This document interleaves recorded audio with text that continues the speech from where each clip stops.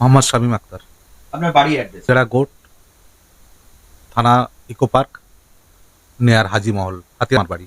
3-4 দিন আমি আমার একটা 5 কাঠা জমি আমি একটা প্রমোটারকে দিই। সেই প্রমোটার পরবর্তীকালে সেই জমিটা আরেকজনের সাথে মিলিত হয়ে দুজন মিলে প্রমোটারের নাম? মর্তজা, আরেকজনের নাম হলো মাসুদ ইকবাল, মানে ওর ডাক নাম হলো সানি, করবে বলে আমার সাথে এগ্রিমেন্ট হয়, development agreement plus power of attorney.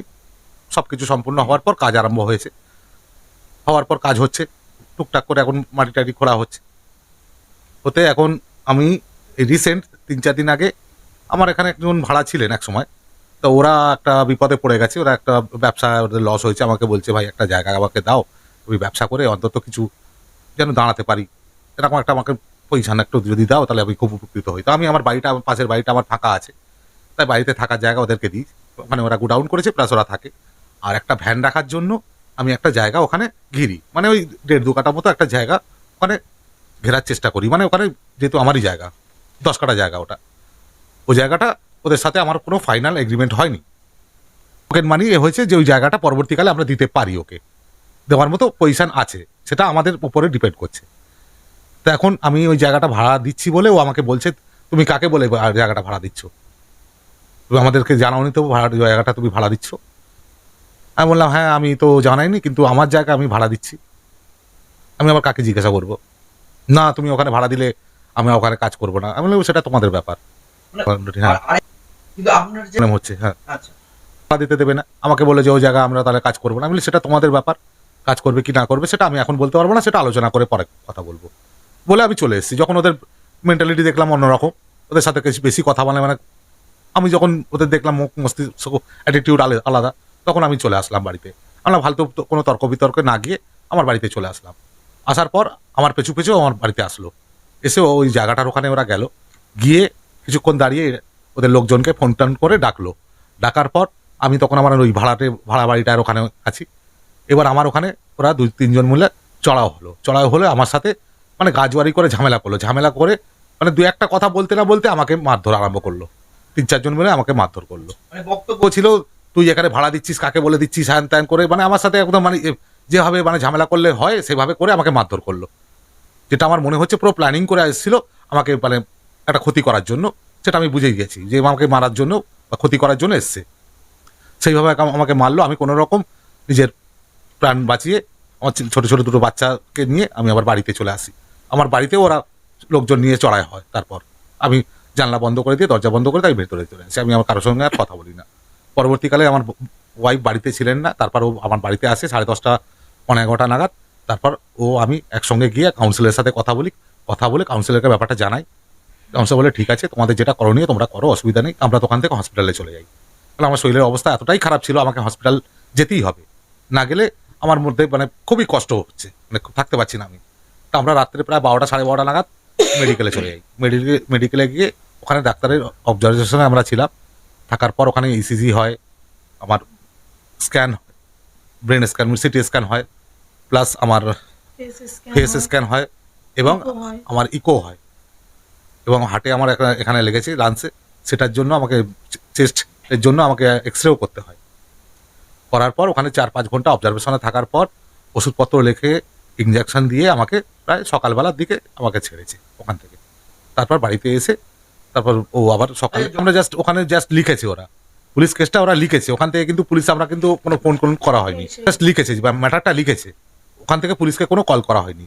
আচ্ছা, এবার পরের দিন সকালে আমার ছেলে মেয়েদের স্কুল ছিল, কোনোভাবে তো স্কুল নিয়ে যেতে পারলাম না। আমার অবস্থা খারাপ, আমার ওয়াইফের ও চিন্তিত বিশাল। টাইমও পার হয়ে গেল, বাড়িতে আসতে আসতেই তো আমার সকাল 7টা 7:30 বেজে গেল। ওদের স্কুল আমার 7টা থেকে, আমি কি করে ওদের স্কুলে পরীক্ষার মধ্যে নিয়ে যাব? ওদের স্কুল নিয়ে যেতে পারলাম না, ওরা পরীক্ষা দিতে পারলো না। খুবই দুঃখজনক ব্যাপার। আমি মানে খুবই মানে আমি ভুলতে পারছি না যেটা হয়েছে আমার সাথে, যে অ্যাক্সিডেন্টটা হয়েছে, যেটা যে দুর্ঘটনার থেকে কোনো সদুত্তর পাইনি এখনো পর্যন্ত, ওদের কোনো রিয়াকশন পাইনি। এখনো ওরা সেইভাবে ঘোরাঘুরি করছে, সেইভাবে সবকিছু করছে, কিন্তু আমি ওদের পুলিশের কাছ থেকে সেরকম কোনো সাহায্য পাইনি। মানে টিভি ভাঙা হয়েছে, আমি কাউন্সিলরকে এখনো বলিনি, এটা জাস্ট থানাকে আমি ইনফর্ম করেছি, আর সংবাদ মাধ্যম যেটা জেনেছে সেটাই, আর আলাদা কাউকে সেইভাবে কনফার্ম করিনি। এটা গত রাত্রে হয়েছে। আমরা চাইছি আমরা আমাদের সেফটির জন্য আমাদের প্রাণ বাঁচানোর জন্য আমরা চেষ্টা করছি, যাতে আমরা আর ফ্যামিলি যারা নিয়ে মেরেছে, সুস্থভাবে এখানে থাকতে পারি। তাদেরকে তোলার ব্যবস্থা করা। আমি যেটা চাইছি, আমরা যেটা চাইছি যে ওরা ওদের পার্সেন্টেজ হিসাবে ওরা কাজ করুক, আমার পার্সেন্টেজকে আমাকে বুঝিয়ে দিক। তো বলবো যে দাদা এই মুহূর্তে অবস্থায় দাঁড়িয়ে তোমরা কি চাইছে? আমরা তোদের কোনো নিরাপত্তা নেই, আমরা নিরাপত্তাহীনতায় আমার ভুগছি। বাচ্চারা পরীক্ষা দিতে পারছে না, ওরা পরীক্ষা দিতে যেতে পারেনি, আমার কোনো সিকিউরিটি নেই।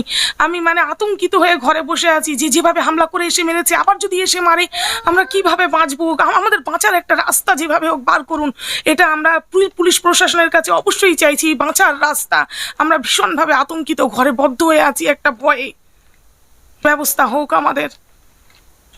তা আমরা যেটা চাইছি যে দেখুন, আমরা তো কাজ করার জন্য ওদেরকে দিয়েছি, আমরা চাই ওরা সুষ্ঠুভাবে কাজ করে ওদের 55% ওরা বুঝে নিক, আমাদের 45% বুঝিয়ে দিক। আমাদের উপর সেটা না করে অত্যাচার না করুন। আমাদেরকে মারছে, আমাদের জমি আমাদেরকেই মার খেতে হচ্ছে। কি এটা আমরা কারণ? কিভাবে কেন বরদাস্ত মারবে করবো? আমাদেরকে? এভাবে আমরা কিভাবে থাকবো? আমরা তো নিরাপত্তাহীনতায় ভুগছি। আমাদের কোনো কাছ থেকে তো কেড়ে security নেওয়ার নেই। চক্রান্ত চলছে, আমাদের কাছ থেকে জমি জায়গা কেড়ে নেওয়ার চক্রান্ত আমি চলছে। জমি দিচ্ছি আবার আমাকেই মারছে। তুই তোর পার্সেন্টেজ নিয়ে আমাকে আমরা তো আমার কোনো পার্সেন্টেজ আমরা কোনো ক্ষতি করিনি ওদের, তাহলে আমাদের ক্ষতি করলো কেন? আমাদের এই ক্ষতিগুলো করলো হামলা কেন? কেন করছে? বাড়ি এসে হামলা হ্যাঁ? করা হচ্ছে, কিসের মারা জন্য? হচ্ছে। আমাদের কোনো আমরা কি ক্ষতি security করেছি নেই। ওদের? আমরা বাইরে বেরোতে পারছি না, আতঙ্কিত আমরা। আমার বাচ্চারা পরীক্ষা টরীক্ষা কিচ্ছু না, আমাদের সংসার মানে তছনছ হচ্ছে। আমরা সঠিক বিচার চাই, এটা যা করেছে এর সঠিক আমরা বিচার চাই, আমরা সকলের কাছে বিচার সঠিকভাবে এর চাই। বিচারটা হোক। আমার হাজবেন্ডকে যে এইভাবে ঘর থেকে টেনে বার করে মারা হলো, প্রমোটাররা মেরেছে, কেন মারবে? কি কারণে? তোদের রেশিও তোরা বুঝে নে, আমার রেশিওটা আমাকে বুঝিয়ে দে। এখানে কেন ঝামেলা কেন সৃষ্টি করছিস? কেন এসে মারছিস? তোদের কি কারণ? কেন করছিস এরকম? আমরা সঠিক বিচার চাই, আমরা আমরা সঠিক বিচার করতে একটা চাই। বিচার চাইছি যে আমাদের যে মারা হয়েছে, আমার হাজবেন্ডকে যে মেরেছে, আমার দুটো নাবালক শিশুর সামনে তার বাবাকে ঘর থেকে টেনে বের করে মেরেছে, বাড়ি হামলা করে। কি কারণে? কেন মেরেছিস? কেন? কি রিজন তোদের?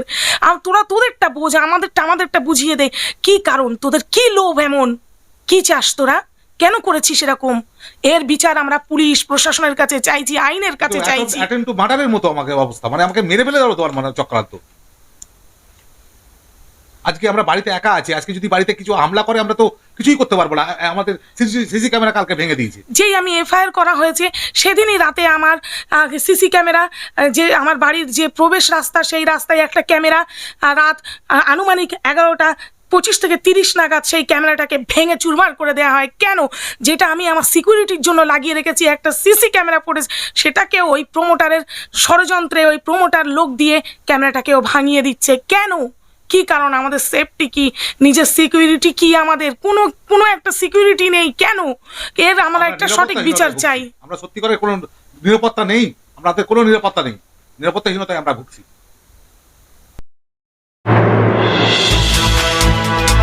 এতক্ষণ আপনারা দেখছিলেন নিউজ বাংলা টিভি।